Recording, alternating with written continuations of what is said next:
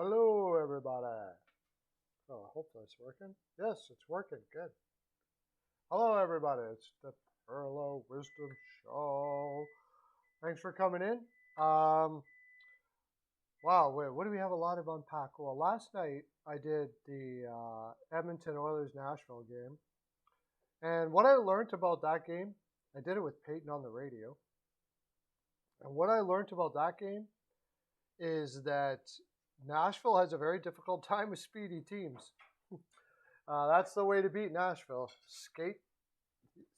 They had a They couldn't keep up with the Oilers' speed, and when the Oilers are skating out through the neutral zone, that's where they are the biggest.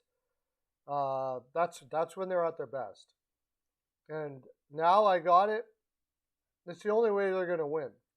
They gotta have players skating through the neutral zone, defensemen skating the puck out of the neutral zone, passing to a forward, and go at speed. That speed is what's going to kill any team. How you doing, Kyle? How you doing, buddy? Welcome to the live. What did you watch yesterday, bud?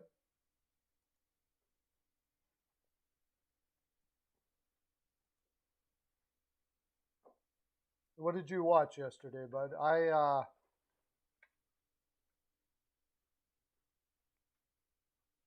Yeah, well, we were talking about that the whole stream last night, and I did a short on that. Check that out too. I did a short on that, and I'm rooting for the guy. That's all I really got to say about that. Is I don't know what went on with the allegations towards abuse and all that kind of stuff like that. People like to make a judgment. I personally can't make a judgment about those sort of things if I don't know the facts. All I know is he was never charged. So usually police, when they have a reason to charge you, they charge you. Hey, Brian, is this your first time in here, buddy? NASCAR fan, Brian, NASCAR fan, thank you. Is this your inaugural? No, inaugural would be your yearly, wouldn't it? Is this your first time here at Pearlo Wisdom Industries? I don't remember your name. Forgive me if I've seen it before.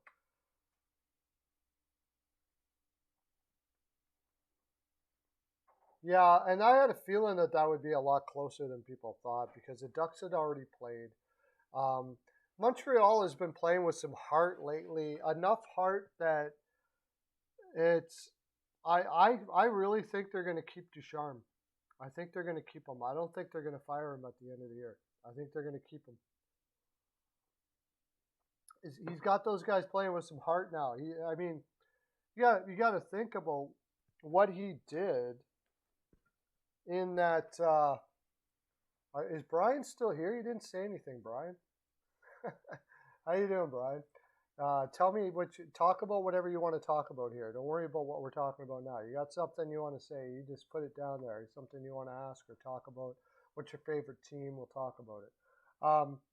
But he took over a team that was in disarray when they went to the finals. Got them all on track again. And then now you had all the, Price being out and all the problems they have there in Montreal. And they gave him the time to see what he was going to do with this team. And as these guys start coming back, this team doesn't look as bad as it once did. They got pushback now. They're giving her everything that they have.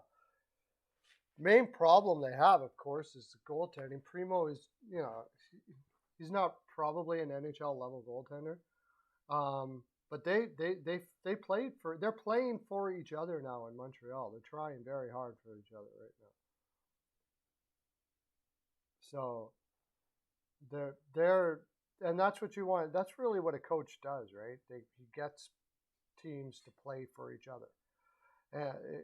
It's not the only thing, but that's a big part of it. If the players aren't playing for each other, if they're not fighting for each other, if they're not doing stuff like that, that's where I think you can get into big trouble.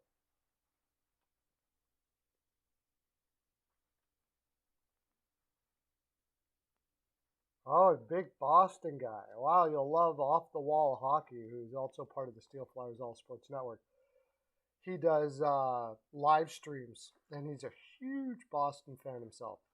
So, Boston Bruins.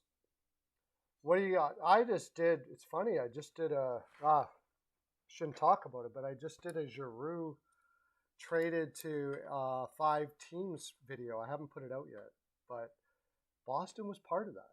What do you think about your Boston Bruins there, buddy? They need a second line center, right? They've been in on JT Miller. They've been in on Giroux, from what I understand. Pretty much anybody that's a center out there, it sounds like Boston is in on. I don't know what they would give up, but they got the 3-prong goalie thing going on, but Rast hasn't looked very good so far. Maybe should go down in the minors again for a little bit longer. I thought it was pretty fast to bring him up, and I don't know. It's difficult for an NHLer to go down to the minors like that. It's hard to do that to a guy that's going to be probably, maybe have his name up in the rafters. I don't know, maybe not, but a long-time Bruin, and it's difficult to put him in the minors. But I think if he wants to get to any place that he can to be what he was before, I think they have no choice but to do that, right?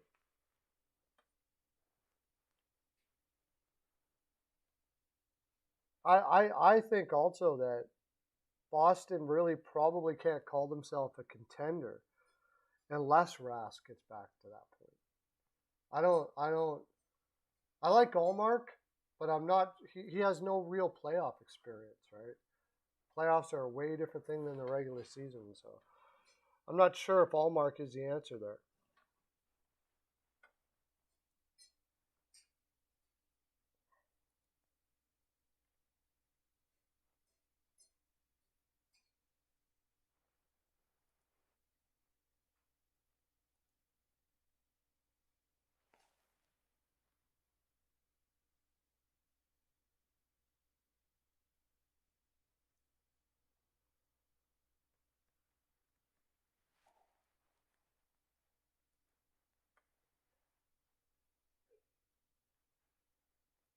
Sorry, just shared the live out. You should have kept Jeremy Swayman. Well, I mean, has he played any games down there?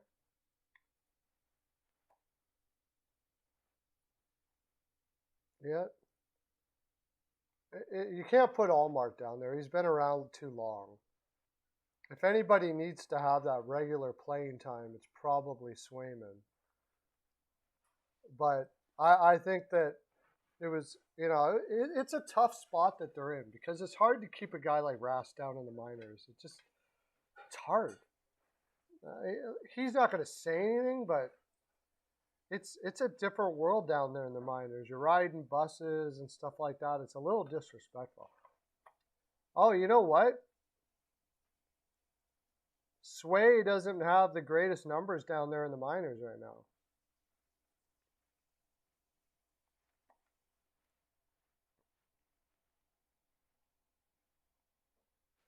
What is Troy Groshnik? How is that team down in Providence? 4 games, Swayman he must have got lit up one game or something. It doesn't say everything about how Swayman's doing down there, but it does say something.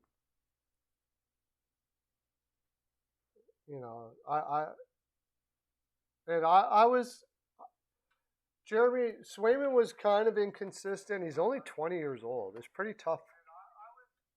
It was a pretty tall order to ask a guy. I just don't think you can put him down there anyways. He's already paid his dues. If you're going to put anybody in the minors, Swayman's a guy that probably could use more playing time. And he hasn't put up great numbers in the AHL. He's actually below .900 right now. Now, he could have just got lit up one game, bad defense. I mean, it doesn't mean everything, that's for sure. Like, it's only been 4 games down there. So I don't know exactly how he's doing down there. But I do know that he's super young. And it's just the nature of things, you know. When you're the young guy, you're the one that has a tendency to be the one that goes and gets the more work and takes it for the team right now. You know, Allmark has paid his dues. And he's been darn good most of the time when he's been in, too. So there's that. I mean, he's been really good. Everybody loves the kid to be the best. That's what everybody loves, the kid to be the best. Because if the kid is the best, then you're set for a really long time. But as you can see, I think Boston even had questions of whether he was ready yet because they wouldn't have went out and got Allmark. And there's like very few goaltenders that at 20 years old are able to knock it out of the park right away like that and take that kind of pressure and that kind of playing time and everything. And certainly, I mean, coming to a cup, like to the playoffs, very few that you go, okay, he's going to be fine. Like we mentioned it yesterday that, you know, it's Patrick Waugh, Brodeur, Hasek. And, you know, Murray did really well, but then he kind of fell out afterwards. But those 3 guys were like locks where you went, okay, this is a for sure. By the way, I think I've been saying all along that I think Murray's going to get it back again, and it looks like he's got it back again in Ottawa too. My biggest question with Boston really is, I mean, no matter what, they got to go for it, right? And I don't think that they can call themselves a contender unless they get another center. Holla as their second line center just isn't going to cut it when you're going up against the Tampa Bays and Floridas. I just don't think so. I think that's their defense. It's not top of the line either. Like, what is it about Boston that there's? I can't say that I look at Boston and go, that is an upper echelon contender with Florida, Carolina, and Tampa Bay. I'd say they're just below that. They can catch lightning on a bottle. Rask gets back to form. He stops everything, you know, something like that. But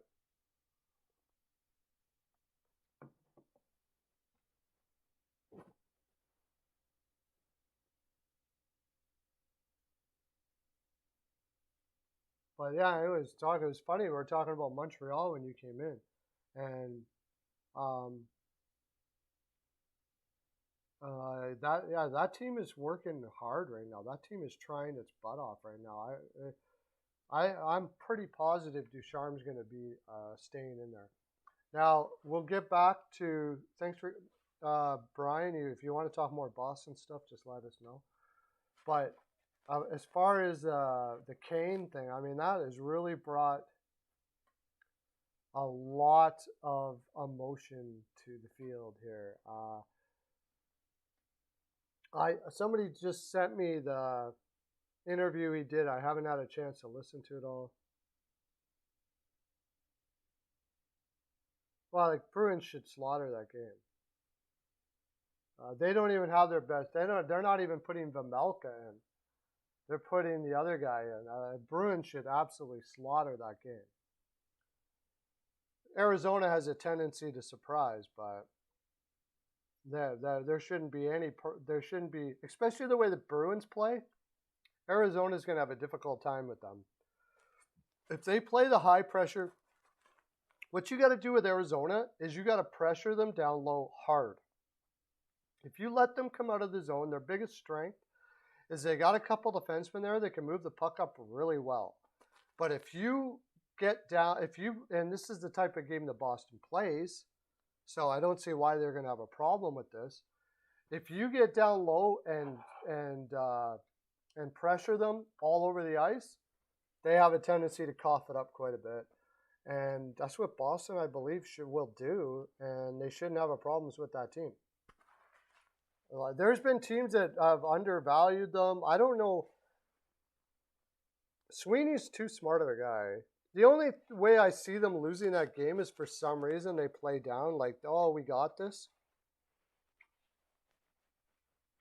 But, I mean, they're not exactly running away with the division or anything like that right now. They need all these wins.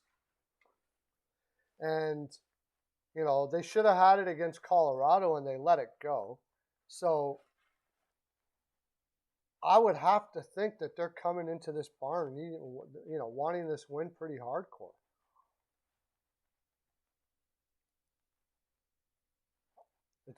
The only thing that could cause a problem is if, and I haven't checked this for a while, is if they put Raskin. Wedgwood, that's it. Linus Ullmark is playing. Yeah, they want to win this game. Linus Ullmark is playing, so Vanacek is in for the Capitals.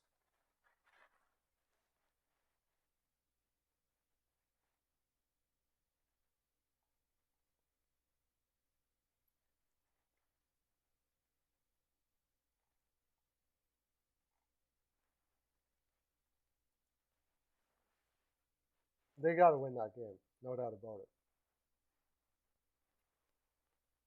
But the Kane situation, if I was the Oilers, I mean, if there's one team I trust to have a pretty good gauge on it, if a player is really turning his life around or what have you, it's the Oilers. And Cassian, of course, back in the day there was McTavish.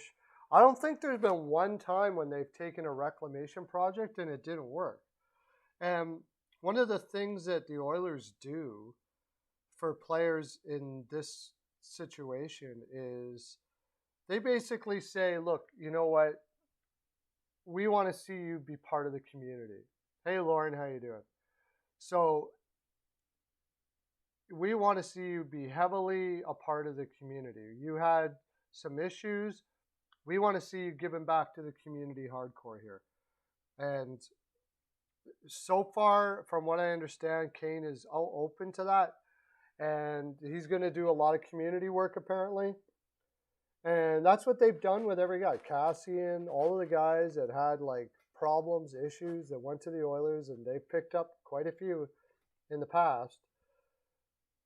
Their prerequisite, basically, for signing the contract is that there's some community programs that we want you to be part of. And,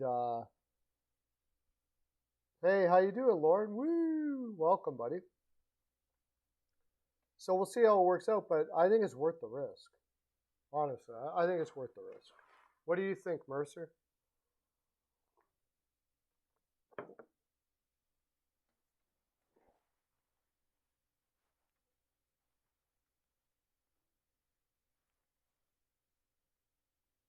Oh, Mercer's gone. Sorry, okay. He took off.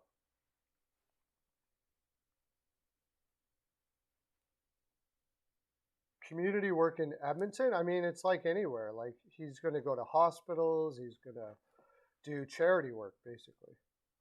Well, I don't know about soup kitchens. I mean, soup kitchens here, you don't need to worry about the amount of people in a soup kitchen here. If there's one thing, like in Edmonton, our homeless are fed just as well. Like, they don't need to worry about food. It's more about reaching out to schools, like going to schools, telling your story, how you helping kids make the right decisions in their lives, and all that stuff like that. It's just about being vulnerable and saying, hey, I struggled with this. I want to help out any way I can. So I don't know what those are going to be set up for, but he's probably something like that. Going to schools, going to neighborhoods, community halls, and doing talks and all that kind of stuff like that. They have a whole bunch of community programs the Oilers do that players are a part of there all the time. So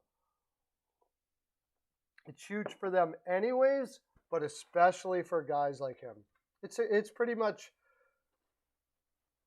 it's well, in this case it's expected that you are part of that because they believe that part of the process of getting away from addictions and all that kind of stuff like that, and this is the truth actually, is giving back.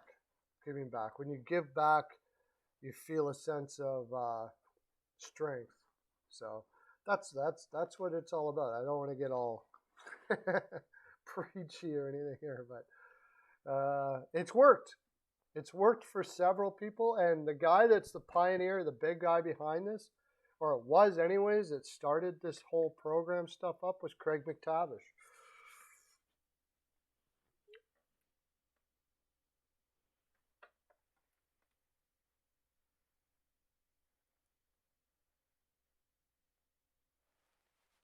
Jonathan Toews and Nathan MacKinnon in concussion protocol.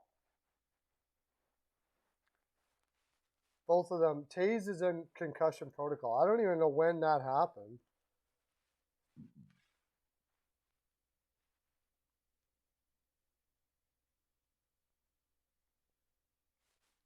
For Toews, I know what happened with MacKinnon, but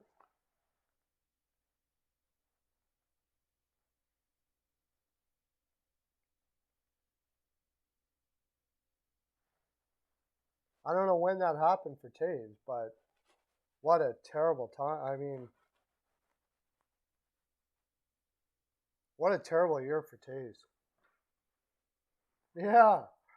Zegers did the Michigan or the lacrosse. Yeah, that was pretty sweet. I'll tell you, Dallas Eakins has those guys like giving those guys a lot of reign to do some creative stuff there. I honestly didn't watch much of that Montreal Anaheim game because I was out for the first. I was out. I pretty much watched the Edmonton Nashville game, and bits and pieces of other games. Like with Vancouver, what's going on with? Oh yeah, Winnipeg had like half their D out, and Vancouver is going to work their ass off against their teams right now, against other teams right now. Like Boudreau doesn't. If you don't work hard, you don't play in Boudreau's system. He's a nice guy. He's a fun guy, and all of that stuff like that. And he's not a guy that he'll get angry at times, and he may get but generally speaking, he's just will say, you're not working hard enough out there, buddy. He's that kind of guy. People will come to him and say, the guys are outworking you. If guys are outworking you, I can't play you. Makes sense, right? Doesn't that just make sense? If you're getting outworked by somebody, and this is where Peyton and I have a difficult time, because he wonders why Shore plays in Edmonton all the time. And, Shore is not as good as some of the other players for sure that play. But he outworks everybody. And for a team that's not doing very well, as a coach, it's very difficult to sit a guy that's outworking other players. It's even if they have less talent. Ottawa played. Did Ottawa outplay Carolina there?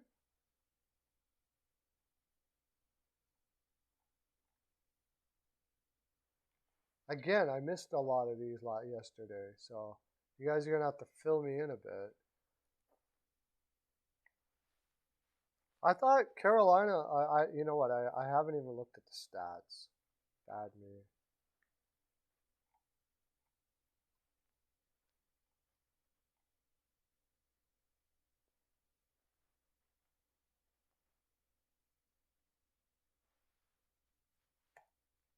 Let me look at that.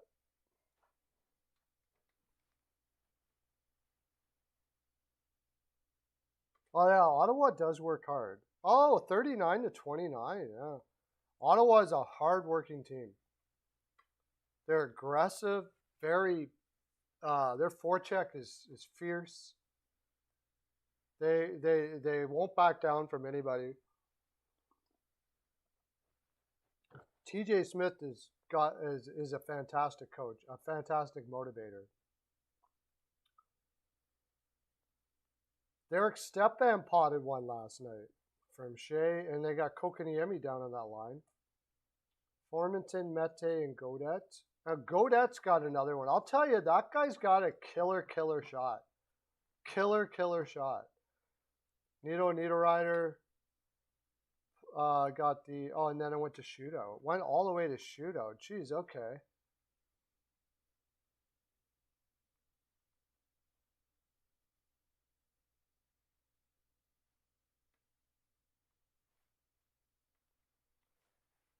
Brindamore is really evening out his lines, eh?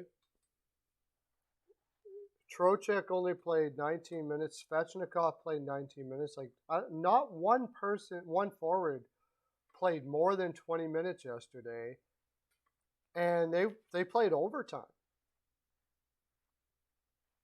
So he's rolling 4. And Bear got to play yesterday. Only got 12 minutes.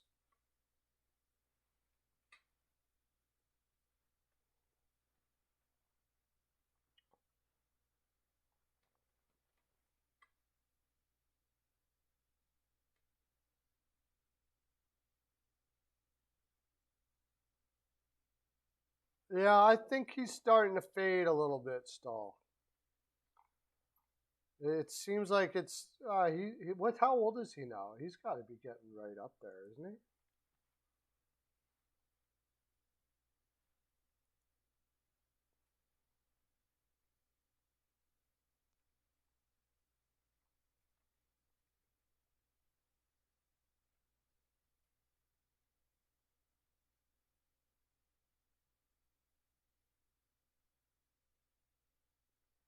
I think his legs for offense is what's abandoned.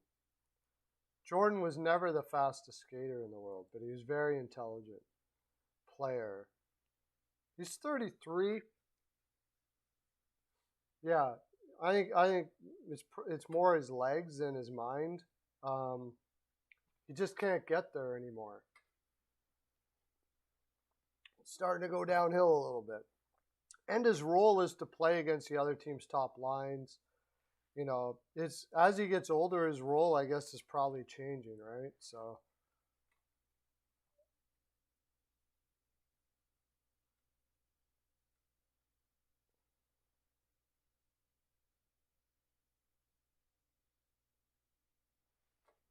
Yeah, his role is kind of changed now, and he's probably still going to be good for a while.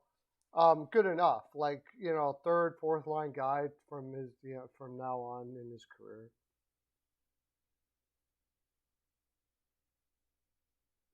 Oh, is that right? You're starting your own channel? Well, hook up with me in the comments or comment section of my videos and let me know how that turns out for you. Maybe we can do a collab or something like that. I can see how you work out.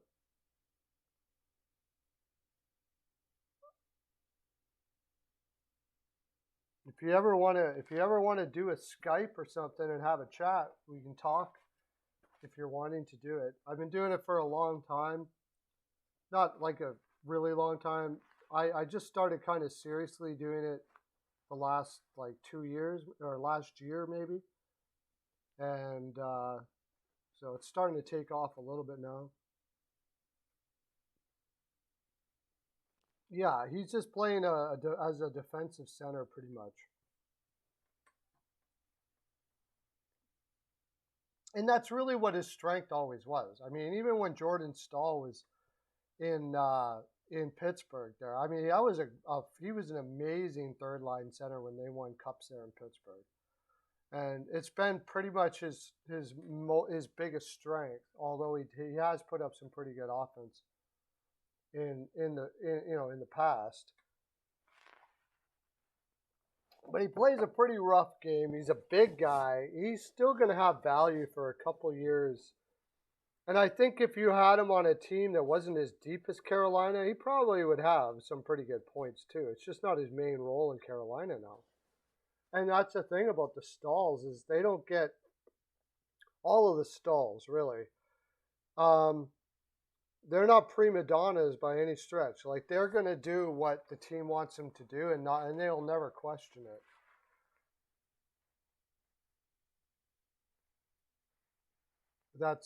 They're great leaders. All of the like Mark Stahl they're great leaders. Eric Stahl, all of them were, and very selfless. All of them were very selfless too. Great group of brothers for sure.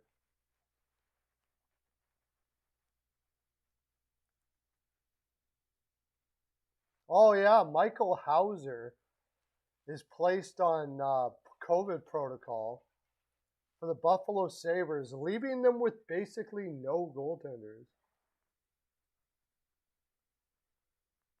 Oh yeah, Peyton's awesome, man. The funny thing about Peyton when we started Steel Flyers, uh, you know, I was asked to go look for some YouTubers or something like that. And I went through a whole pile of them.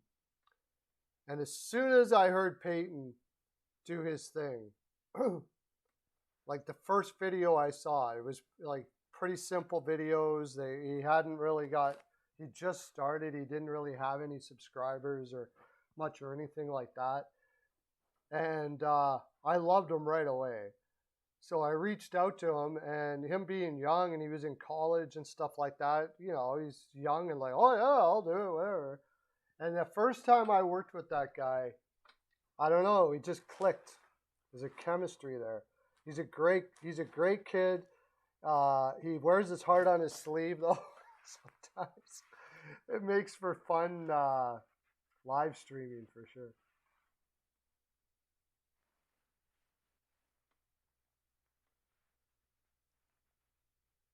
Well, he played a different role. Uh, he wasn't as good as his brother defensively, no. But he wasn't horrible either. But I mean, he was a beast down low. Eric was a beast down low. Bill, how you doing? We got another Boston fan, Bill. Brian, NASCAR fan in the house here. I think he got to know me through the streams I do with Peyton. So we've been talking a little bit of Boston. Just talking about what would you think, Bill, of Claude Giroux to the Boston Bruins?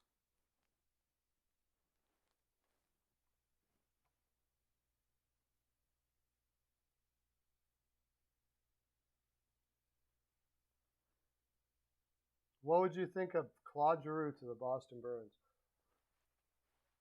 For like Eric Holla, I think it may take that Vakanainen kid or something like that.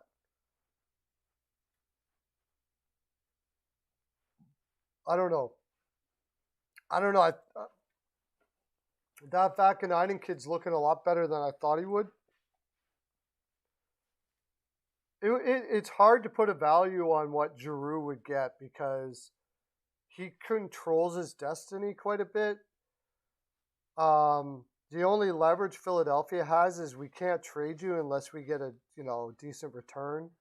It's about the only thing.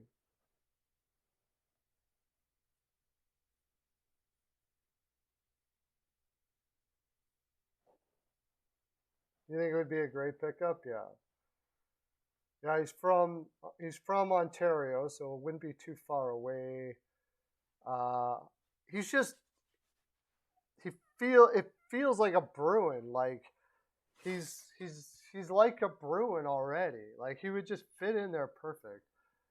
You'd have so much character for the war. You'd have when Foligno's healthy, Marchand, Bergeron, Giroux. Like You couldn't get a more character-filled team than that. Yeah, I don't know if you could get both. I don't know how you would get both. That would be giving up a heck of a lot of your future.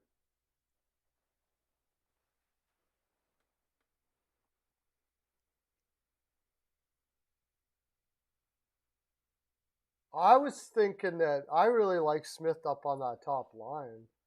And Pasternak, Giroux, and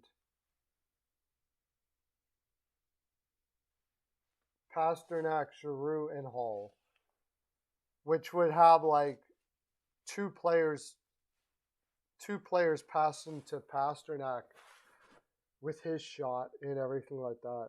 The only thing about Giroux is I don't know if he could keep up with those guys. Maybe that would be about the only issue I would see. And he can play left wing too, but they really need they really need the second line center.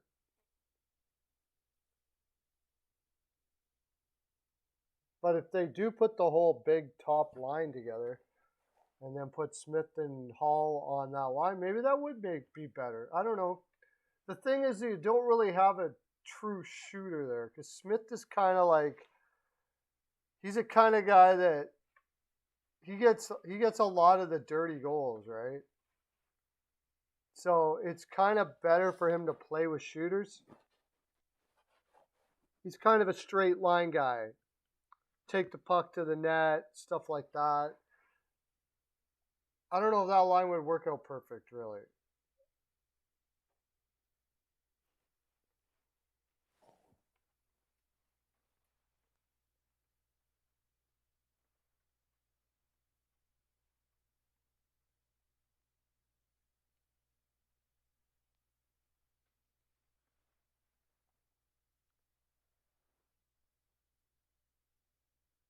Bergie and Marchand. Yeah, well, that's going to be the difficult chore, right? For Boston. I don't think there's much you can do, but, you know, and that's the hard part. You don't want to give up picks because you're getting to that point where you need to get younger. But on the same note, Boston's probably not there with Florida, Carolina, and Tampa right now. So it's a tough balance.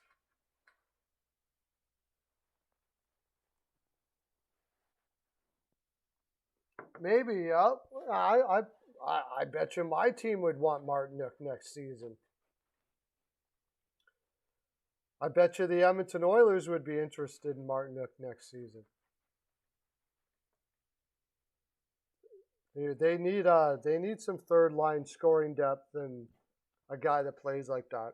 I don't know what his analytics are.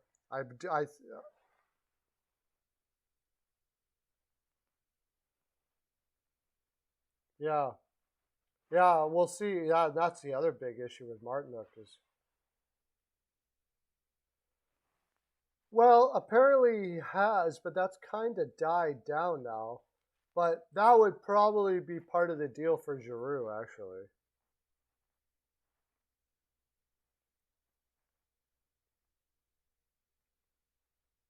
I should have thought about that in that trade thing I did.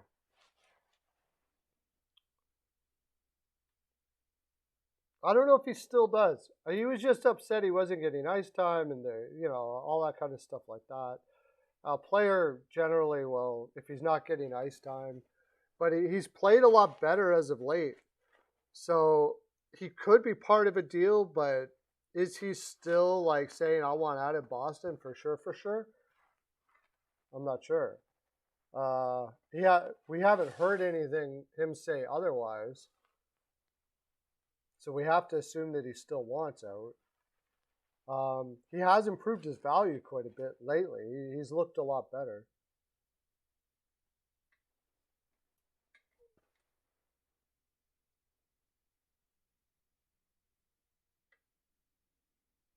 Who did not travel with the team? Martinook? Okay. So Martinook isn't vaxxed?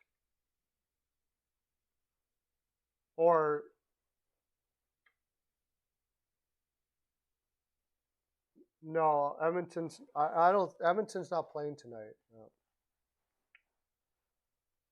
No, no, they played last night in Nashville, and I did that game with Peyton. Okay, so he's got to go on protocol before he can. He's got to because he's came off of the injured reserve or something. I don't know all the rules behind the vaccine and all that kind of stuff like that. How that works.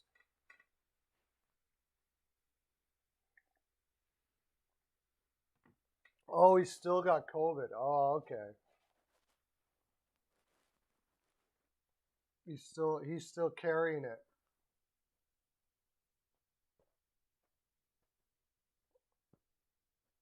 I haven't heard anything about a 14-day wait time. You're vaccinated and boosted, yeah. I didn't do the booster thing yet. If I have to, I will. I don't care either way.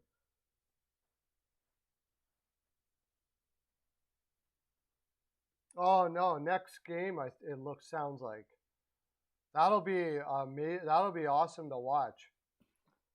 Everybody's going to be looking at what Evander Kane can do. I wanted Evander Kane to play in the AHL a little longer because I just wanted to see what a 30-goal scorer NHL guy would have did in the AHL for a while. How much he would have crushed that. It's probably going to take a bit for him to get his legs going again. And then he's got new line mates, but I mean, if he's got his life back together or back together, or maybe together for the first time, make sure you're hitting pounding that like button, guys. Let's try to get as many people in here as possible.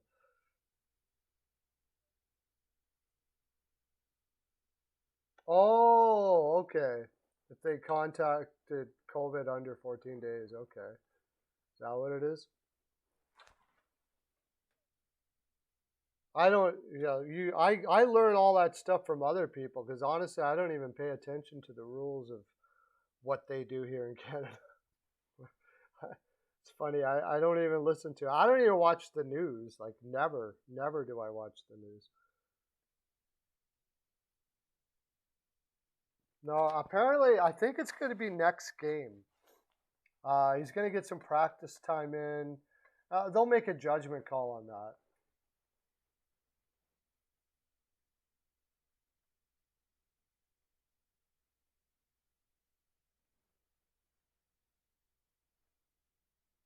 Yeah, I think that would be a wise move. I don't know. They're going to listen to what their goaltender coaches say. It's just really hard to put a legend like Rask in the minors. It really is. I mean, I don't know his personality or whatever, but it's rough down there in the minors. Let's face it. It's rough in comparison. You're riding buses and you're in like not the nicest arenas a lot of the time, and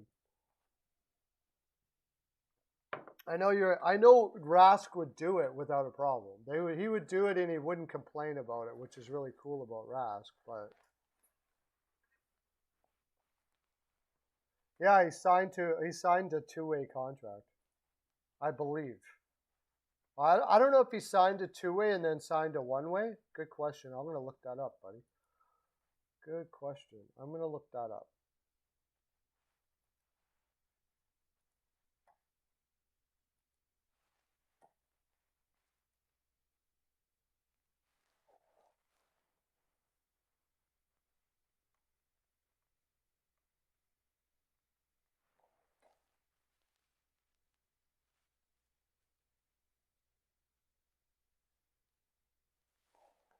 Where is Boston? Right here.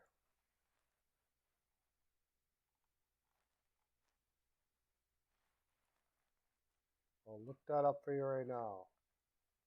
Oh. Oh, I think he's on a 1-way now.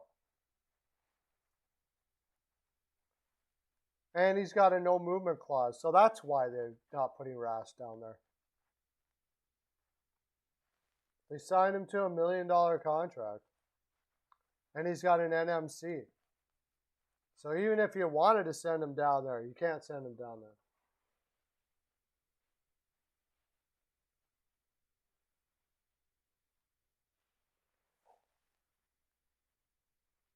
Yeah, there's no way they're sending him anywhere if he's on a one-way contract. So that would explain part of it too. He's got an NMC, yeah. So he couldn't be sent down no matter what you did. Doesn't matter. You can't put him on waivers. You can't do anything.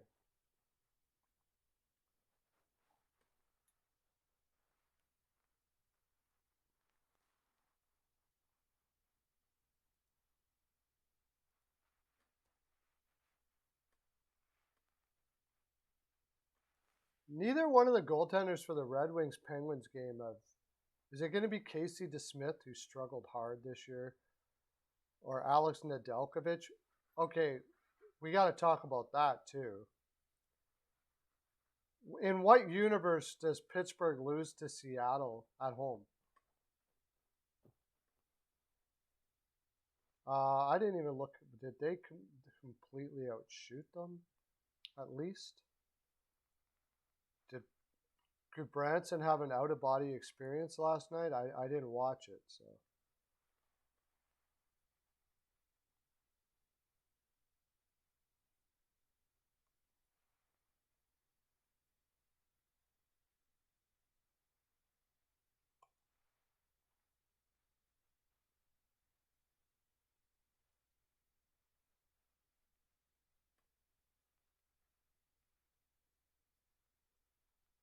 Oh, they outshot them 29-24. What happened to Pittsburgh last night? Anybody watch that? Seriously? Outshot by the freaking Kraken? You gotta be kidding me.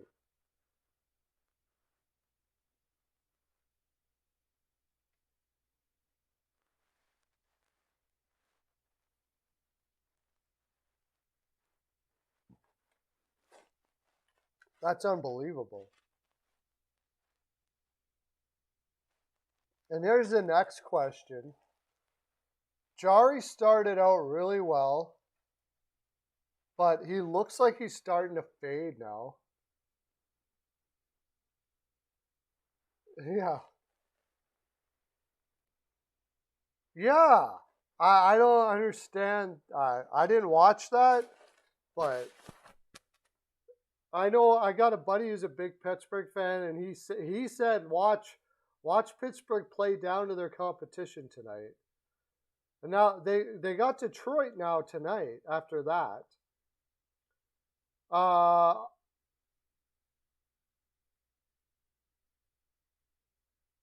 So they're going to play DeSmith against Detroit. I'm not sure I'm figuring what they're doing here.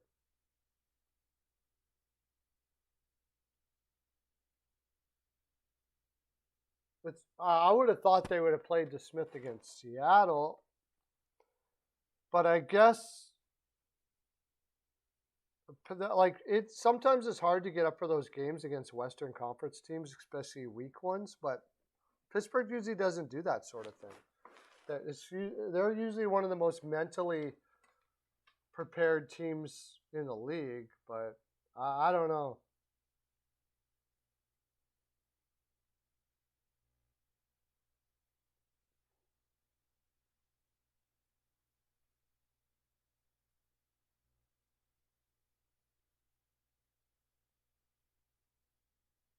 I can't believe that happened.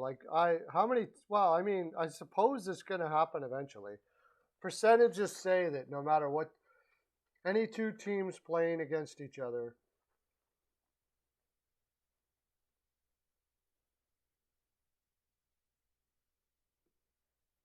yeah, Penn's lost last night against the Seattle Kraken in overtime. They did pull a point out of it, but my gosh. They were outshot. I didn't watch the game. Apparently completely outplayed. And I can't understand the life of me why.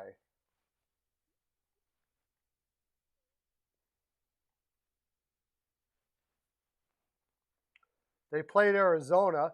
If you remember, in Arizona, they had to take, and that was another reason why I thought Pittsburgh was going to destroy that game. Because in Arizona, they fell asleep for the first. They were asleep in the first.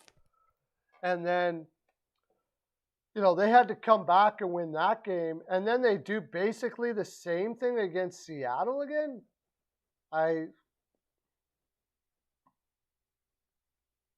It's just very un-Pittsburgh-like to do that. Hey, how you doing, Hockey News Reports?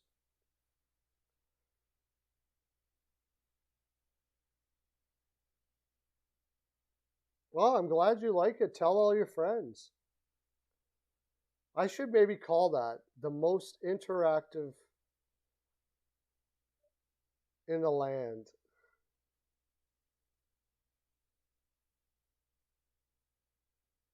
Yeah, I mean, they always work hard. Seattle always works hard, and for some reason, Pittsburgh just got outworked. They couldn't get their legs going. I don't know why. Maybe it was the amount. How many games have they played? I'm trying to put my head around it because they ruined me yesterday. My clients took a crap kicking yesterday because of them. They played 43 games.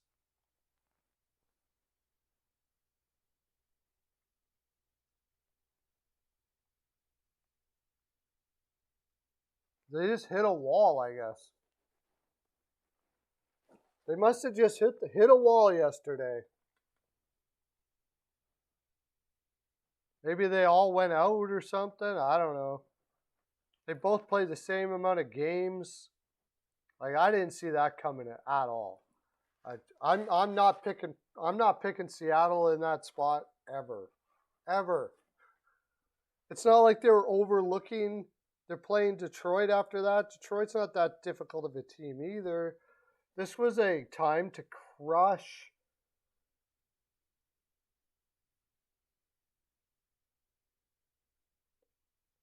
I have 12 clients on bpalpicks.com.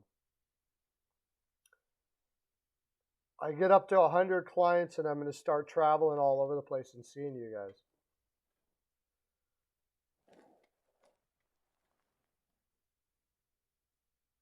Kane's got a back-to-back this weekend. Thanks for pointing that out, because that's going to be. They're not going to play LaFontaine, I hope. But then, yeah, one of those they're going to have to play Ranta. New Jersey, San Jose. Both of those are easy teams. But they lost to New Jersey last time. That's got to be a big revenge game there. I wonder who they're going to play in net there. Are they going to play Anderson versus New Jersey? And then, Lyon against San Jose? Or are they going to play Lyon? They're probably going to put their backup again in New Jersey. Because New Jersey's got Gillies. All their goaltenders are hurt.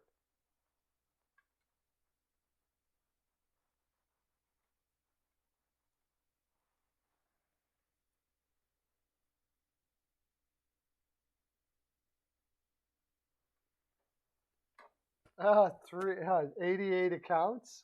Yeah. Sure. That would be nice.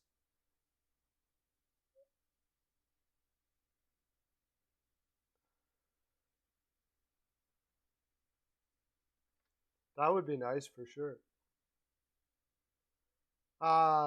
That's going to be interesting, Lauren. Back-to-backs with the goaltender. Again, Ranta.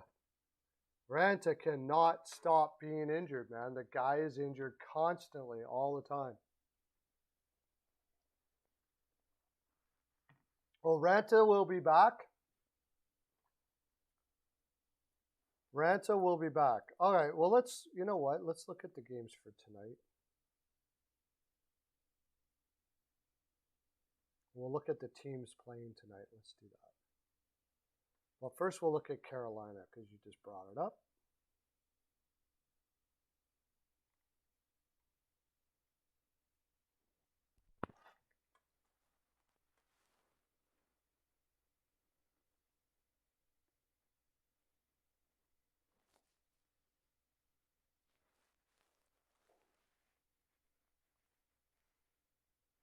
Carolina, where are you?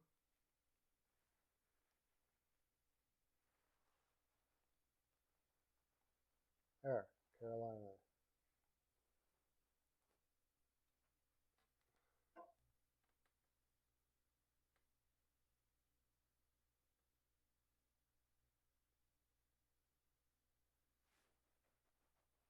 Ranta is healthy. Okay. Well, he's healthy for now. Hopefully, you can get a period out of him.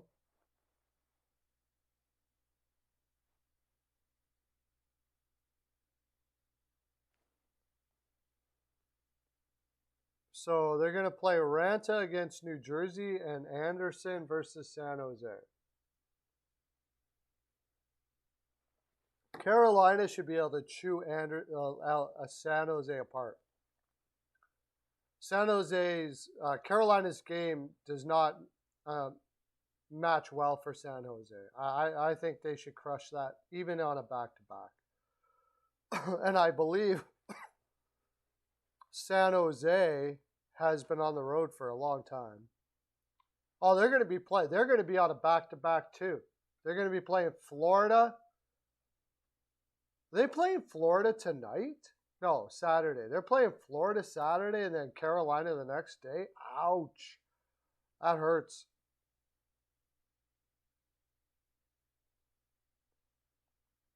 I don't know who they'd be making a deal on a goalie. I'm scared because Korpisalo had a out-of-body experience against the Rangers and actually played well. The Rangers went up 2-0 like in the first 3 minutes and then let them back in again. Georgiev, they got to get Georgiev out of New York. He's putting way too much pressure on himself. I don't know. I haven't seen.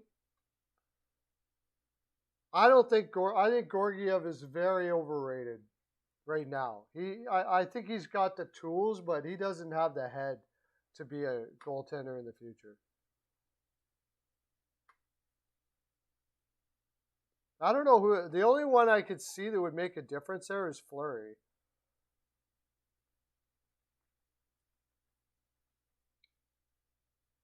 Maybe Varlamov, but Varlamov, like I've mentioned this lots of times, he wasn't great in Colorado, and then he went to the island, and he was all of a sudden really good. So, I mean, most goaltenders are really good when they play for the Islanders. So I don't think there's anything out there that's going to be much better than what they got, except for Fleury. And they were part of the Fleury deal. And Edmonton Oilers fans are all slamming me all over the place because I brought up that they could go there.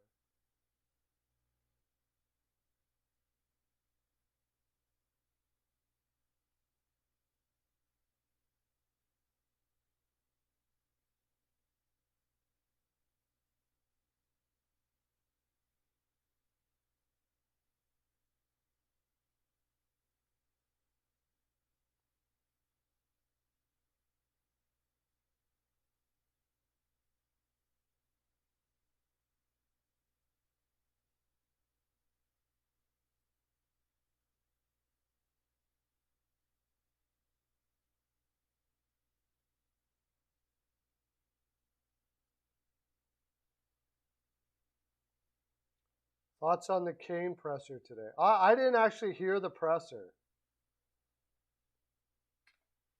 I bet you, I'm pretty.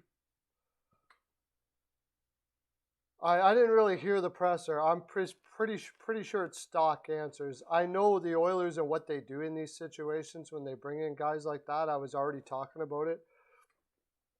He'll be doing some community work. It's going to be expected that he does some community work, meaning like reaching out to schools and, giving back to the community in any way he can and trying to showing that he's becoming a better person. It's going to be expected for him to do that sort of thing. What did you get out of it? Tell me some things you thought about the presser today.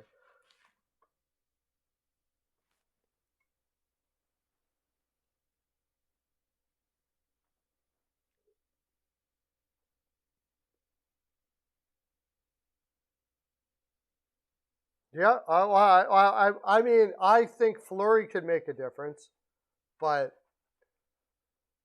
I agree. But if you watch that game last night, like I said, if they can get speed through the neutral zone, they can be okay. They got to get speed through the neutral zone though too. That puck has to be off their stick so fast. But I agree, defense does have to improve. No doubt about that. We've talked about it ad nauseum here about how, you know, I don't know how you improve it.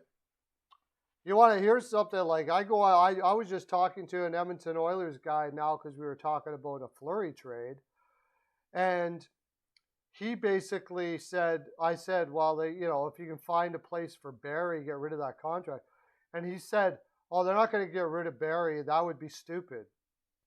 Like that's the law. Like what? What do you mean it's stupid? It's stupid that we signed Barry, not that we got rid of Barry.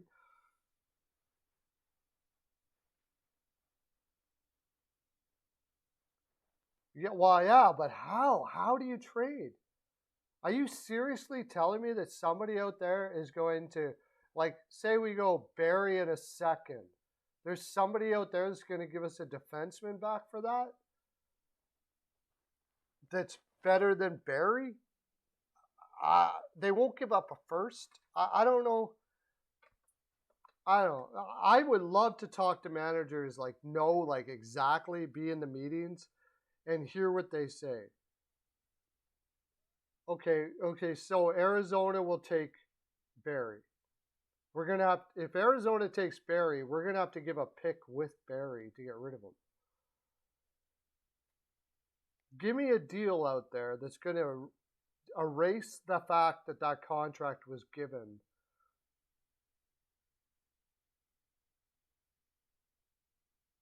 I think if Marc-Andre Fleury is cool with going to Washington, I think that's where he's going to go. Because I think Washington is going to be the most, I think the Washington Capitals are going to be the most urgent out of all the teams out there to get him. Samsonov has looked horrible. I don't know what he's out of his crease all the time. He's totally lost confidence. Vanacek is serviceable, but he's not going to be your number one. And they're totally in win now. They're totally in win now mode. And the only chance they have to be a contender is if they got a goaltender like Fleury. And if they get a goaltender like Fleury, I would actually put them as a contender. Like that guy can take a really an average team to pretty far.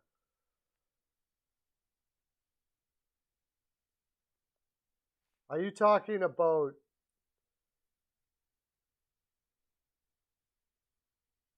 you're talking about that's not going to do it, dude. Barry's got. I believe Barry has negative value now. You're putting. I personally don't think that's going to work. Races. It would have to be Broberg for one. 2 seconds.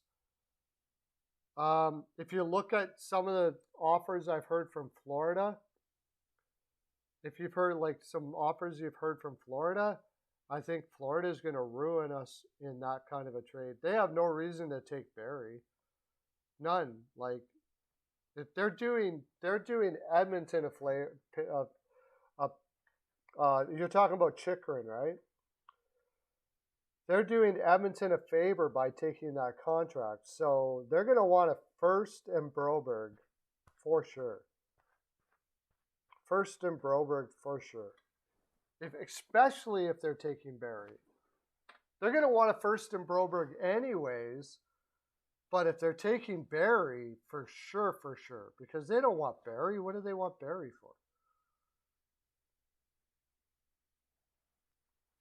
Pulia Harvey for I don't think the Rangers would do that deal. Keandre Miller is like I don't think the Rangers would trade a Keandre Miller for a winger.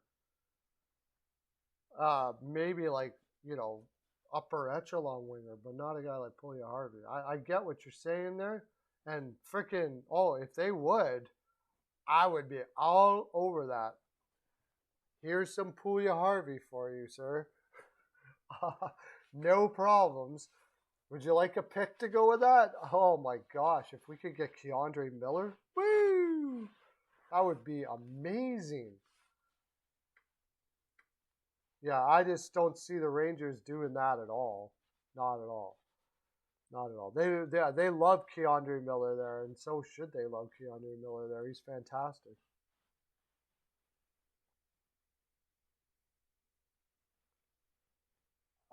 Ryan Nugent Hopkins for Chikrin. I'm not so sure that they. Boy. I know the Oilers wouldn't do that because they're not going to trade a guy that wants to be in Edmonton for a guy that might not. That's really, it doesn't even matter who the guy is. Like, they would have to know for sure that Chikrin wants to be an Oiler for a long time to do any deal to trade Ryan Nugent Hopkins. Holland is all about, if you want to be here, he's all about creating an environment where you're safe in Edmonton. He's all about guys that live and die for his team. If you look in Detroit, Holland made the least amount of trades of any general manager in his time when for the decade he was in Detroit or longer. Like Detroit made the fewest trades in the NHL in that time that Holland was there. So you did not say Barry, but I get the trade. Nugent Hopkins for Chikrin. I personally would do that. I don't know if Arizona would do that. I think they're looking younger than a guy like Nugent Hopkins, but I don't know. I think Chikrin is possibly a Norris going to be in Norris conversations. I don't know. I don't think I'd do that deal. I don't think I'd do that deal if I'm Arizona. I think Ryan Nugent Hopkins is like a second line guy mostly, and Chikrin's a top pairing defenseman. So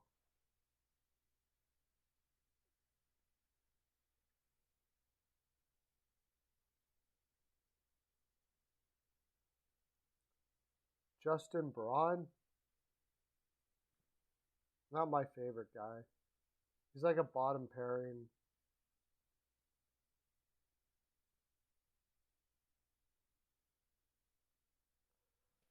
Well, you can send him to waivers, but people still got to pick him up. Oh, that'd be beautiful. There's no way they're going to send Keith on waivers, but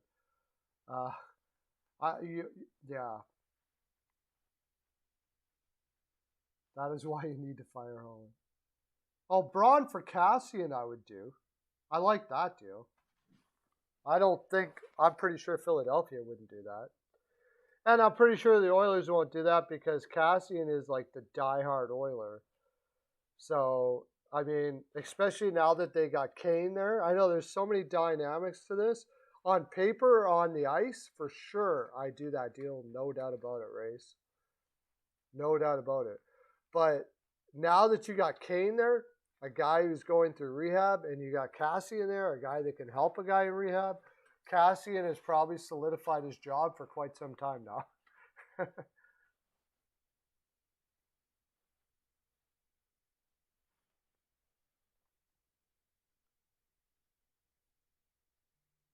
Yeah, I don't know. Yeah, I could see him there. I don't know what they would have to give up in that deal, but I think Washington's going to be very motivated for that deal because, yeah, you're a contender right now. If if Fleury can stop the puck like that, you're a contender right now.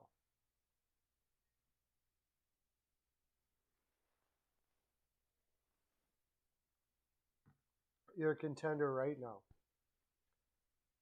It's about the only way they could be a contender, I think.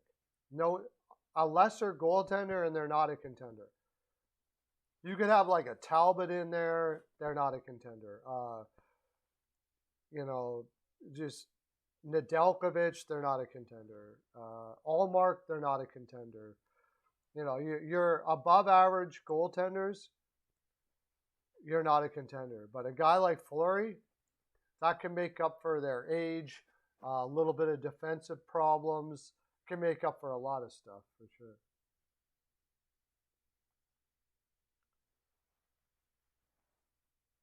Oh, they're gonna do some fancy dancing to get under the cap. Vegas is very smart. They'll get under the cap somehow. By the time McDavid is 30, he's gone from Edmonton. Maybe you're right. If they play like they did last night, but I don't know. I don't know. Nashville couldn't keep up with their speed. Any team that can keep up to their speed, though, they're in trouble with. If they play a perfect game, like against teams like Nashville, if they play like they'll win a lot of games against teams like that. But against teams like Vegas, Colorado, that's going to be tough. Vegas is super fast. They can keep up except for McDavid, but I mean they got enough speed to be able to keep up to McDavid a little bit. Nashville was hitting them a lot. As soon as they could, they were pelting McDavid last night. But he just has too much speed for that lineup. And that whole idea that I said that Nashville plays the kind of game that can win in the playoffs, I don't know. After watching that last night, I'm not sure they're fast enough.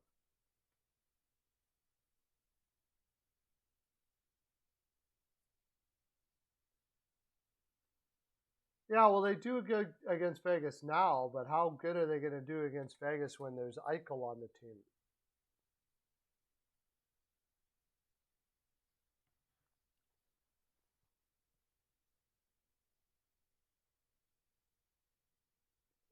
Oh,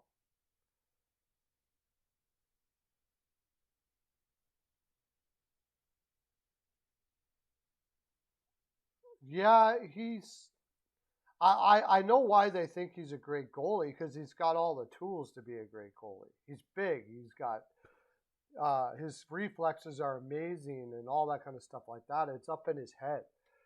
If you want when he got that shutout against the Capitals, he was insane. It's just consistently having it in his head. That's the problem with him. He's got to focus more. I think that's what it seems like to me. It seems like his mind is not on hockey all the where when it should be sometimes. Vegas with Eichel is probably going to be stupid scary. I have to agree with you.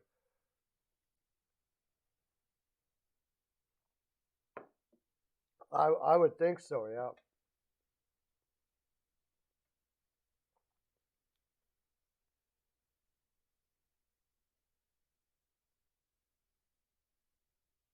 Um, Vegas going to win the cup. I don't know if Lehner can hit it out of the park. I think they got a really good chance, but the probably inevitable series between Colorado and Vegas would be wow. That would be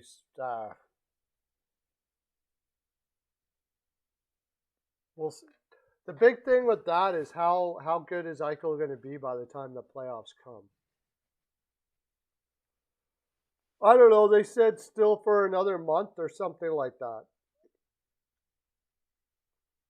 See, they're gonna. The longer Eichel takes, the more they can fit him under the cap, right?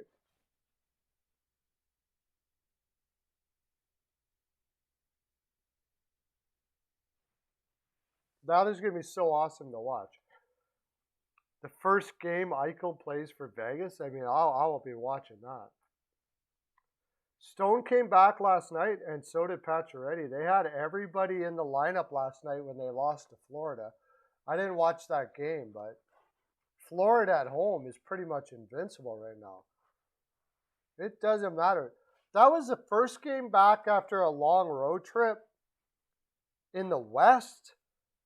And now Vegas was playing on the road for quite a while, but I think they absolutely crushed it, didn't they?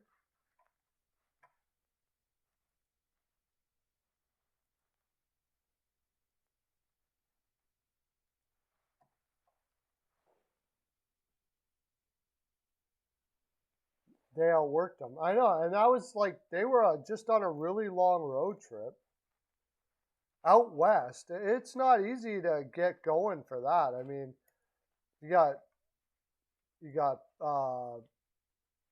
you went through time zones, flight. That was quite the flight, and they didn't skip a beat.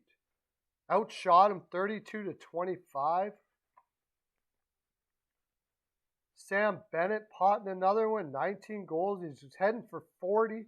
Man, that lineup, as far as offense is concerned, he got two last night. Huberto and Barkov. Wait, was that a power play? What was he doing on the ice there? Maybe they were switching lines. Did Florida change up their lineup? They start playing Bennett on the wing? I know he doesn't like that. He likes to play center.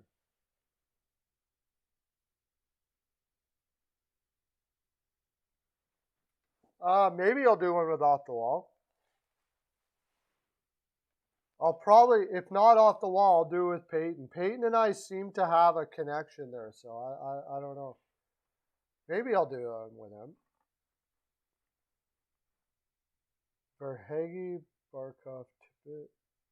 No, Bennett with Huberto and Duclair. So they got Reinhardt down. Like, look at the depth on that team, man. Holy crap. Verhage, who's going to be a 64-30 guy. 65-30, somewhere around there, as long as by the looks of it. You got the 90-point Selke winner in Barkov. Owen Tippett they put up there now. Good. Huberto, Bennett, Duclair. And then Mason Marchment, who's lighting it up like crazy. Did he pot one last night? From Lundell, with Lundell and Reinhardt. And then you got Frank Vetrano playing fourth line. Frank freaking Vetrano. If they go out and get Chikrin to play with Forsling, man, oh man, oh man. Like I said, the only thing Florida I think has to learn to do is be able to play a little more hybrid. But that lineup on paper is freaking insane. Vegas has to play Tampa next on the road, yeah. Probably going with Tampa there. They've been on the road for quite a while.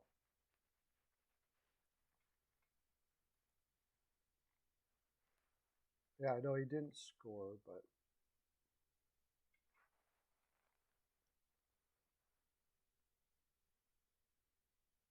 Oh, wait. Was Stone not playing last night? I thought he... Oh, yeah, he was. Played 19 minutes. Pacioretty played 20. Looks like they got beat up pretty good, though.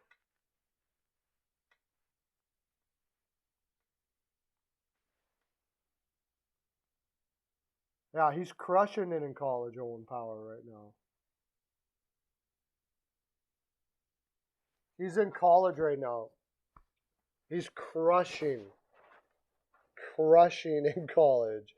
Now, he's got an amazing team there. They're stacked. He plays for Michigan. That team is probably going to win it all this year. It is unbelievable. Johnson, Beniers, Power, like they are stacked.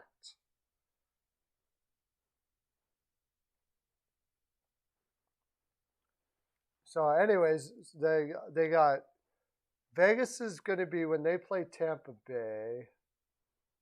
That's going to be their fourth game in 6 nights, and they were already pooched out against Florida. So Tampa Bay should win that game. Tampa Bay should win that game for sure.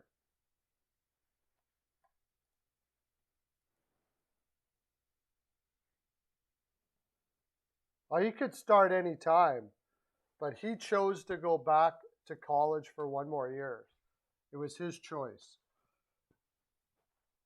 I don't know. It might have been Buffalo's choice too, but he didn't even give them an option. He said he was going back for 1 year in college. And he'll probably be in next year. I haven't checked for a bit here on how he was over a point a game in college last I saw. And that is ridiculous. Like, that is insane for a college defenseman to have over a point a game. It's hard for forwards to have, like, for a 19-year-old in college, to have over a point a game as a defenseman is crazy. 26 points in 24 games he's got. 3 goals, 23 assists. A forward at 19 years old that gets over a point a game in college is probably going to be an NHLer. A defenseman is nuts. But like I said, that team is stacked too. So he gets a chance to. That pads the stats a little bit when you've got so many great players. Like Columbus's guy that they picked in the same draft. Johnson is there. Beniers that just got picked second overall. The first and second overall in that draft are both going to Michigan. So, and I believe the goaltender is insane too. I can't remember who it was. Like that. So that pads the stats a little bit, but still pretty impressive.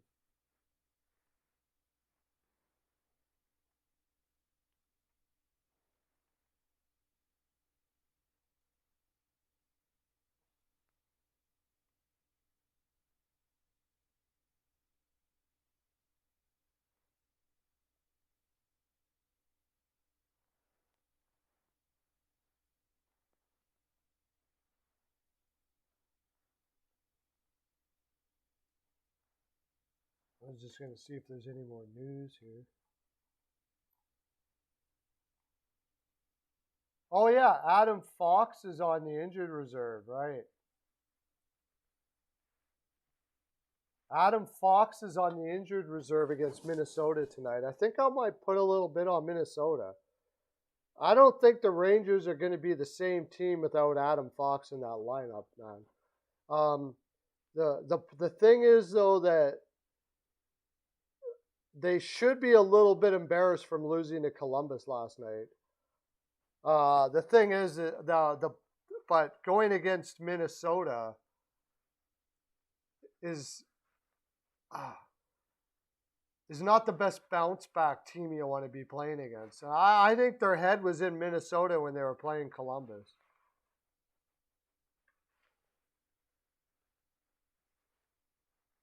Yeah, that team works their freaking bag off. I didn't take Florida to win that game, and now I'm not doing it anymore. Florida's the one team where I'm going to go heavy on when they're doing in spots where you're not supposed to win. You're not supposed to win a game on your first game back from a Western road trip. Especially when you had Spencer Knight in net. They put Spencer Knight in net against Vegas. Like, that was huge. That was ballsy, man. Putting that kid in again on your first day back from a long road trip like that was ballsy. And he obviously had a really good game. And Florida outplayed Vegas all the heck. They are a train wreck. Like, they're a wrecking ball, those guys. I don't know if they can keep it up throughout the season doing what they do, sort of like Nashville. But yeah, it's amazing to watch them anticipate and pressure in the offensive zone. Like, they just swarm you like bees. Like, if you don't get that puck right away, they are going to absolutely obliterate you in the offensive zone. There's not a single guy that doesn't get that will get outworked. There's no way you're outworking the Florida Panthers. No way. Now, the thing, when they're on the road, though, they have a hard time adjusting to that road game type of game. And that's the biggest thing that with Florida that they're going to have to learn by the time it hits playoffs. Who's in net for both teams? For the Rangers, it's going to be Shesterkin and Talbot. So I know, Lauren, you're taking the Rangers right there. And that's the tough part, is that it will be Shesterkin in net. And he can just darn right win a game all by himself. But without Fox,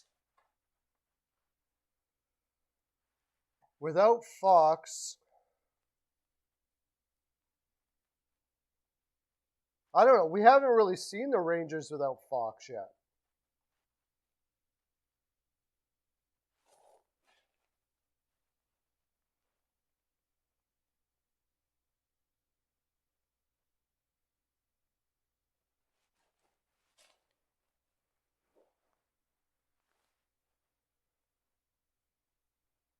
New York Rangers. Where the heck are the Rangers there? They got lots of cap room, too, by the way. They don't have Fox, and they also don't have Kako. So Niels Lundqvist is going to be playing on the right side with Lindgren. And then Keandre Miller and Trouba, and then the kid Schneider, who's been playing really well, with Libor. I don't know. Minnesota's defense is...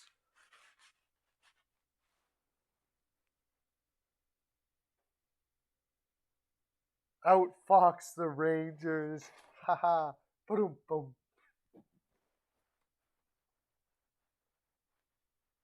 I think it's going to be a tough game because you talk about Minnesota. We all know their offensive possession game, and without Fox there, it's going to be difficult. Yeah, I think they can expose that. But I agree. Like, whenever Shesterkin's in, I really don't like taking. I don't really like going against Shesterkin in too many spots because he's Shesterkin and he's insane.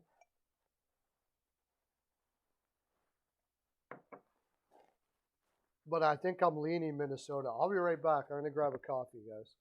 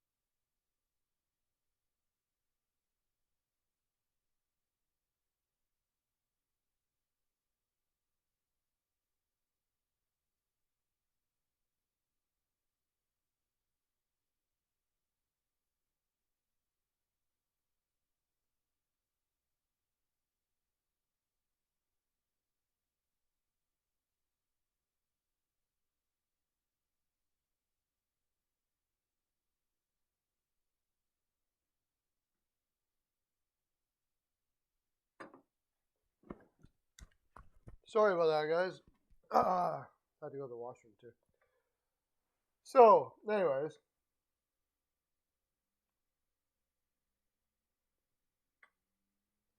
Yeah, I mean, he looks like he's been a lot healthier now, though. But I think I got to leave Minnesota there. In fact, I'm going to put that in right now.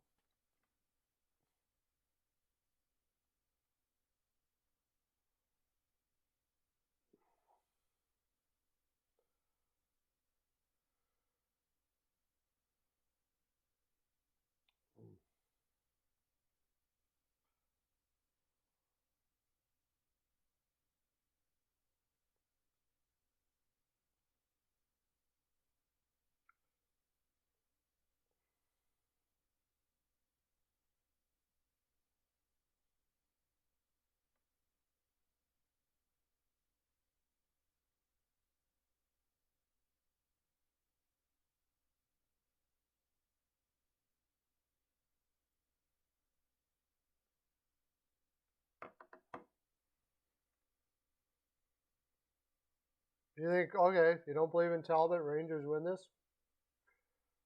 I think it could be a high-scoring game. I might throw an over on that. Because without Fox there, Minnesota's going to be able to have a lot more movement in the offensive zone.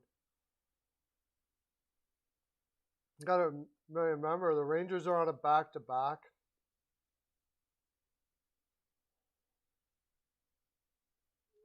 Let me take a look at what's the line here. I think the computer says Minnesota wins. I'm pretty sure. Yeah, Minnesota wins.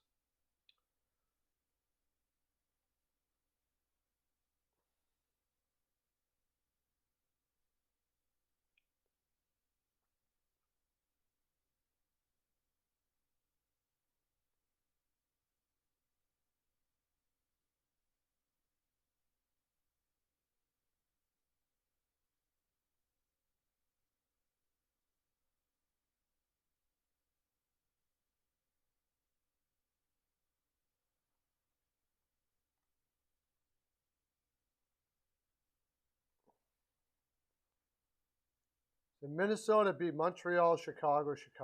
Colorado lost. Anaheim won. That's not the stiffest of competition. They're 6-1 in their last 7. But before that, they lost to St. Louis, Dallas, and the New York Rangers. They beat up Toronto. They've had some pretty weak competition too. And then lost to Columbus.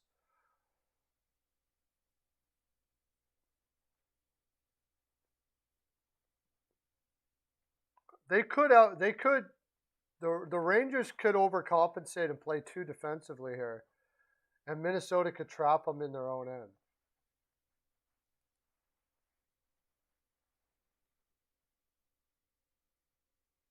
They should. The Bruins should slaughter. Are they better? I'll be choked if they don't, to tell you the honest truth. I mean, this year has been crazy voodoo, though. How many times have we seen, like, this year has been crazy voodoo. They should absolutely destroy the Coyotes tonight. They have no reason not to. They have no reason to, like, in the standings, they are same as Minnesota. Minnesota needs this win more than the Rangers do. That's the thing. The Rangers are like first in the division still, right? No, they're not. They're tied for 60 points with Carolina and Pittsburgh. Washington's not really breathing down their necks that much. Florida. Oh, okay. What's wild card? How does that work? Okay, Washington's not really breathing down their necks, and neither is Boston. Wild need that one big time. But Boston needs that win. Like, they cannot be underestimating. And they're putting Allmark in, too. So that's basically them saying, like, they're not putting their back up in to take them lightly or anything like that. Boston's got to slaughter that. It would be a massive disappointment. The only way they lose that game is if Allmark has a bad night, or that they, for some reason, take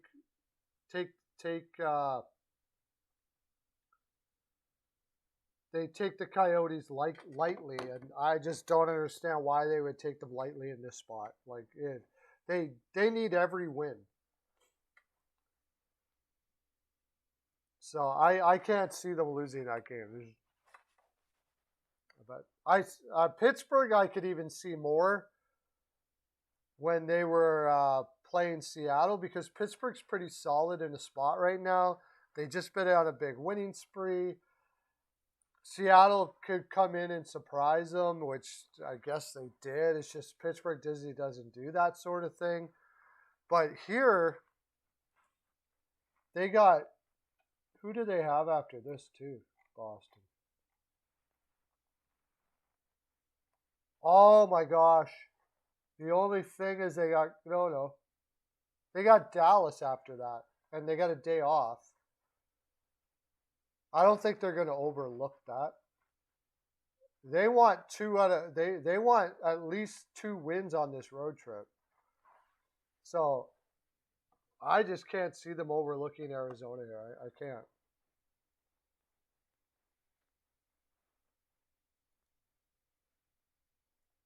The rest of the games, you got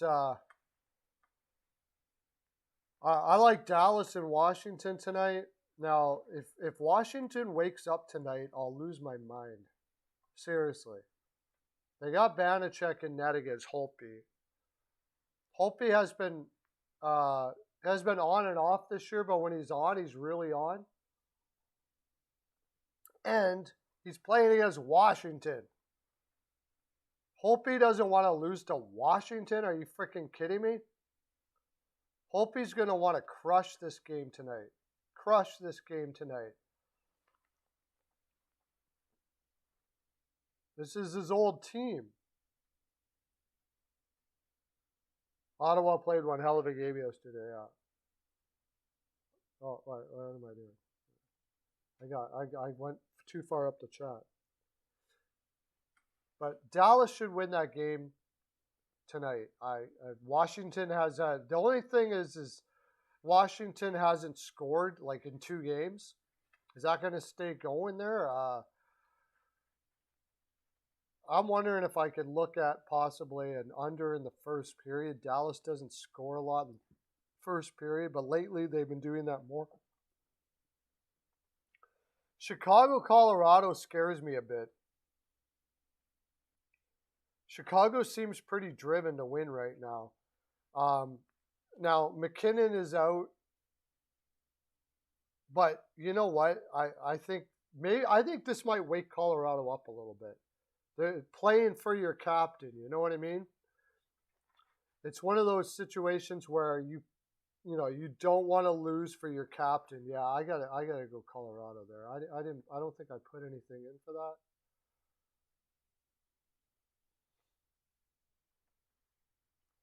What's the juice on that?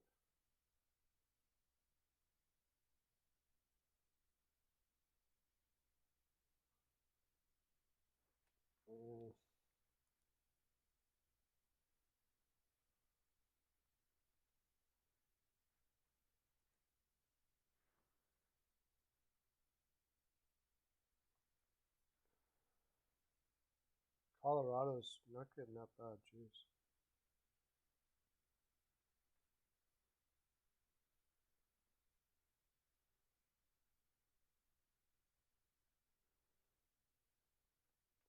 I don't know if I like that in reg though.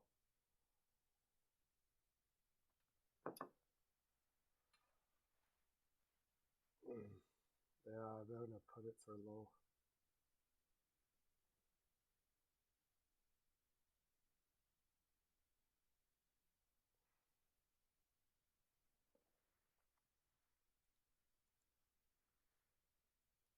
I just put it in.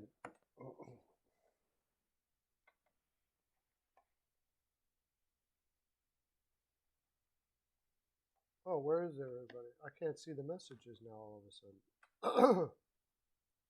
So, okay, next.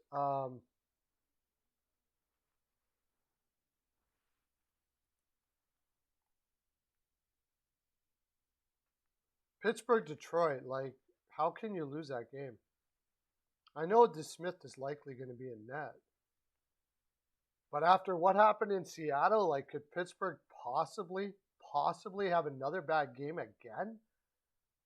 That is so un-Pittsburgh like to not come back from a bad game and have a bad game. It's so un-Pittsburgh like. They still have not said Shesterkin is in yet. I haven't heard anything about him being injured.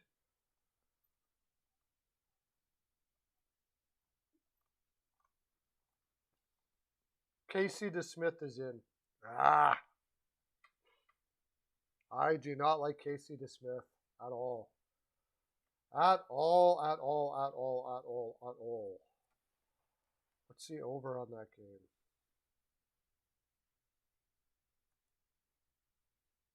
I do not like Casey DeSmith at all.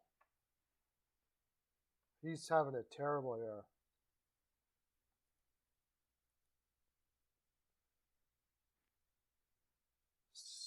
Oh, you can get a 6 on the over. Otherwise, it's 6.5.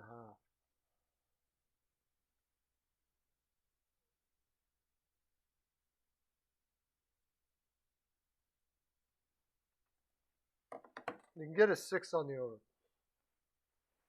So anyways, what do you guys got? Do you think Chicago has a chance against Colorado?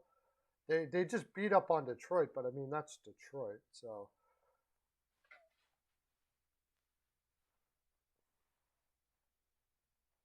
they totally beat up on Detroit.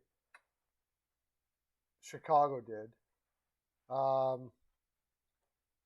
They've been playing way better. And I just think that I think Colorado's got to pull it out. They're going to play for. There's no way they're going to want to lose this game and make McKinnon feel bad that he's out in concussion protocol. Like they are going. I think they're going to be gung ho on this one.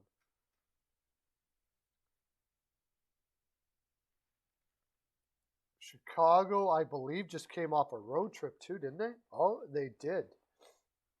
Colorado wasn't that far away.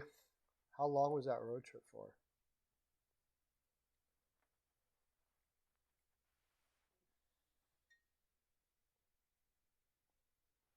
It takes forever for my computer to get it going. 3-game road trip. They were at home. They played Minnesota on the road.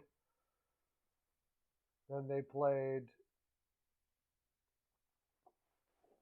3-game road trip. It's not that long of a road trip. And it was in the East.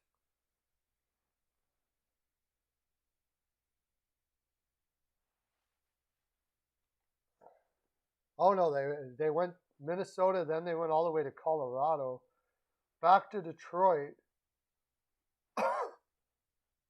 and now playing Colorado again. And Colorado just beat them 2-0 last game.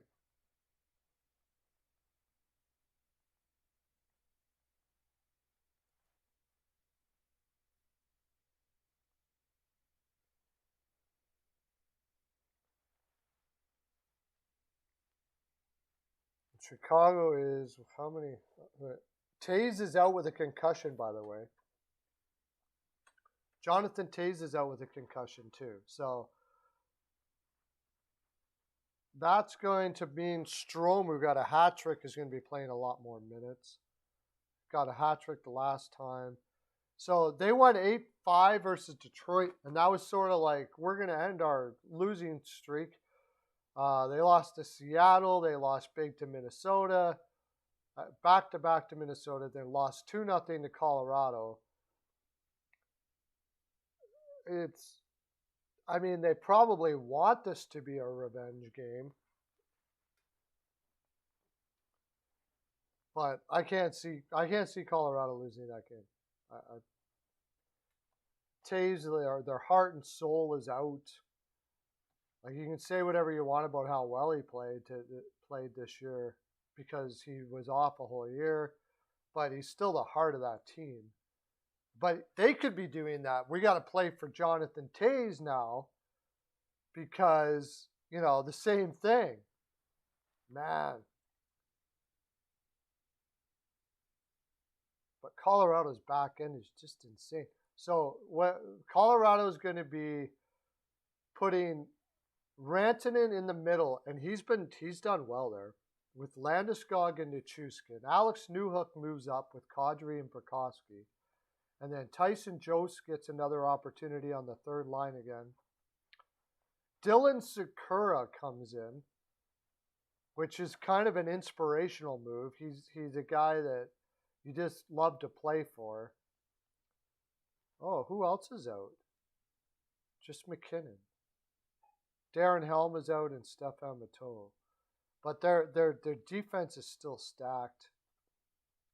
And Franz South is going to be in net, and he's been unbelievable since he come back.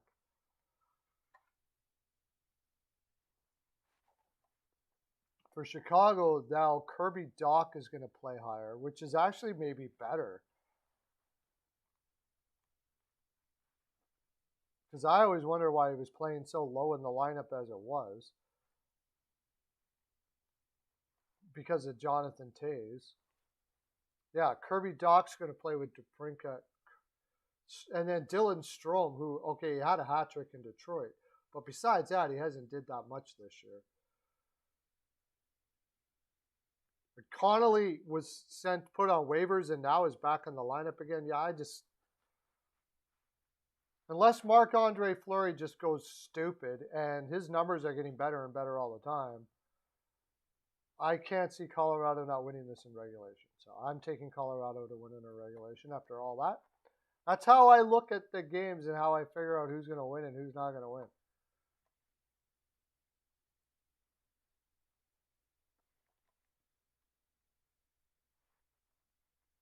Hey, Ron, how you doing? Welcome in, buddy. I was just going over all the games right now. We're talking about Colorado. Now McKinnon is out. For the Rangers, Fox is out.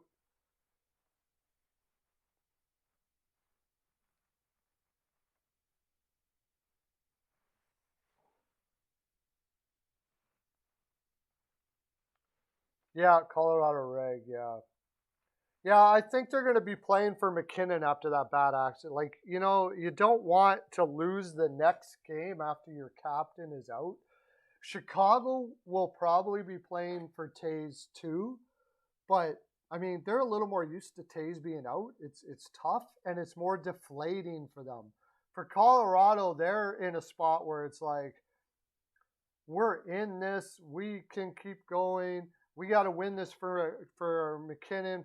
He's in concussion protocol now.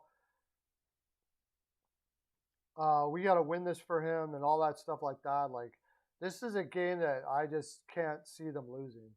I just can't see them losing that game. They should come out like crazy here. I doubt very much they're going to be all depressed because they lost McKinnon and play like that.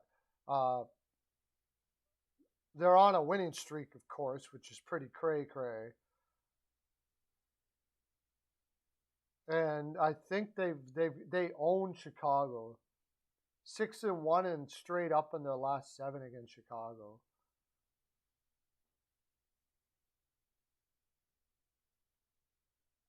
The total has gone under in 5 of Colorado's last.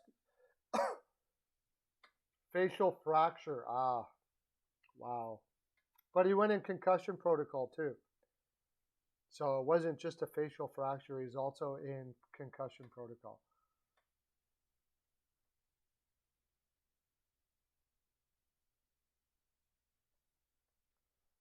The trend is under a lot here.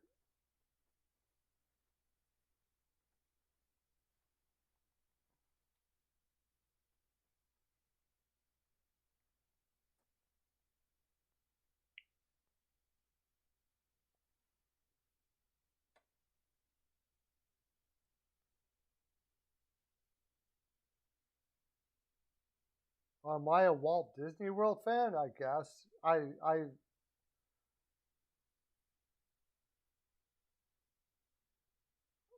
Yeah, Holtby versus Washington. Yeah, we did discuss it. Just 1 second. I got to take a call here. Hello?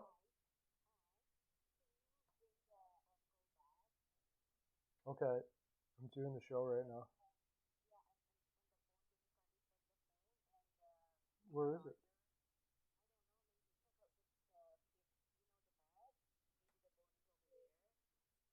Okay, I gotta let you go.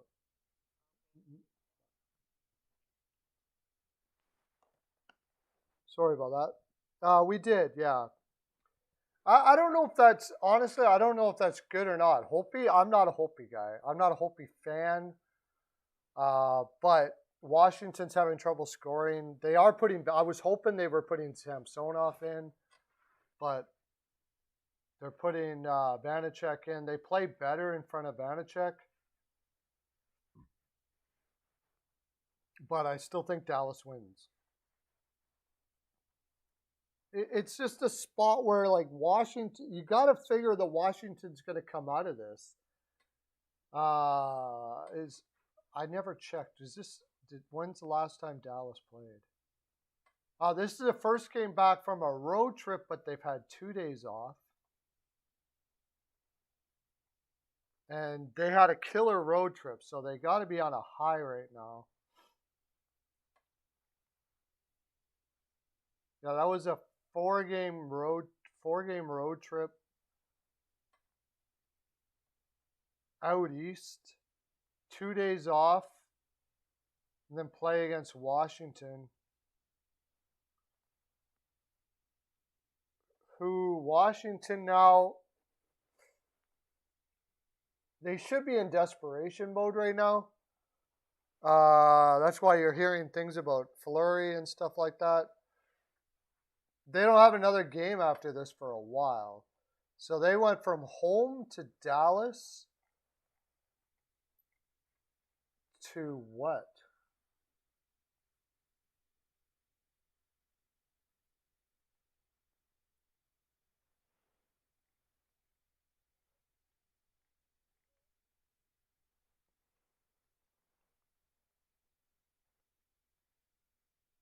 Okay, so they played Dallas and then that's a bad spot for Washington because it's an annoying spot. They had to fly all the way to Dallas and then they got to fly all the way to Pittsburgh. They had to go all the way out west for a game. And then 3 days later, they play Pittsburgh on the road. That's an annoying spot. Yeah, I could definitely see them not doing well in this game. It seems like a Dallas.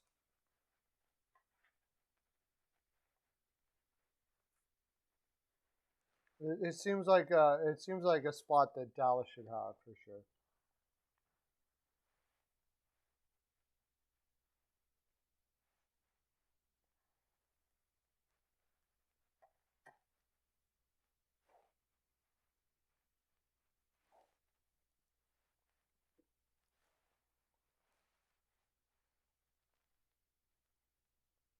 I got Mini over the Rangers.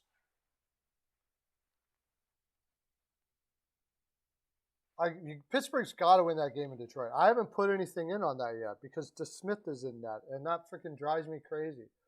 That's the thing I don't like. I think the over should be good there, but Pittsburgh throws me off every time. Trying to pick overs with Pittsburgh is like next to impossible. They when you think it's an over, it ends up being an under. When you think it's an under, it ends up being an over.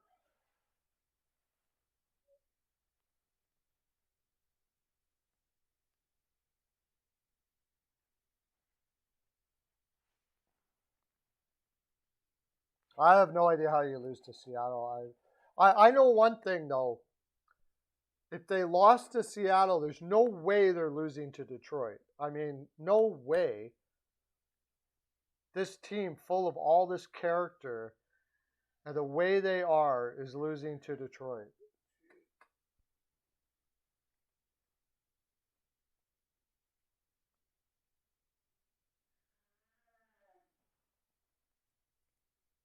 Detroit's on a 3-game losing streak. They've lost. Nedeljkovic, their goaltending is not very good. Maybe they put Grice in tonight. But before last night's game, Pittsburgh was scoring lots. And who are they scoring against? Against good goaltenders, too, I believe. They figured out the Melka by the third. Oh, it was Korpisalo. They just had a off night against Seattle. I just don't understand.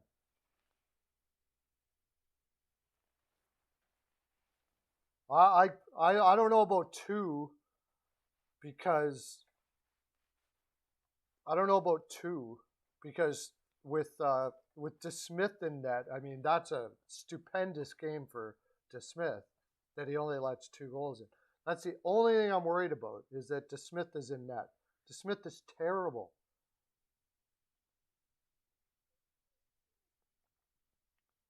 I would have to think it would be an over. It has to be an over.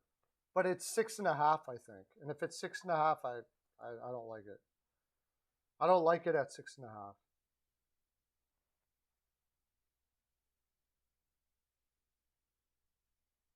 Telegram on fire?